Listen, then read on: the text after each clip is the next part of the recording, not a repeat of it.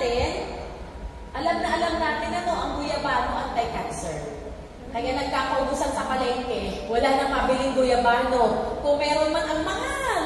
Kasi marami na po talaga nakakaalam na anti-cancer tong fruit na to. It's 10,000 times more effective in killing cancer cells than adriamycin, yung chemotherapeutic drug. Yung atin, hindi lang siya guyabano. Di ba may 5 gulay pa siya? Di ba kanina na-discuss natin yung health benefits ng 5 gulay? Kaya, for me, this is better. No? So, ang atin pong guyabano premium, recommended po ito sa mga may cancer history. Wala pa siyang cancer, pero ang mama niya nagkaroon dati ng breast cancer. Ang tatay niya nagkaroon ng lung cancer. Di ba namamana ang sakit? So, high risk siya. Posible na magkaroon din siya.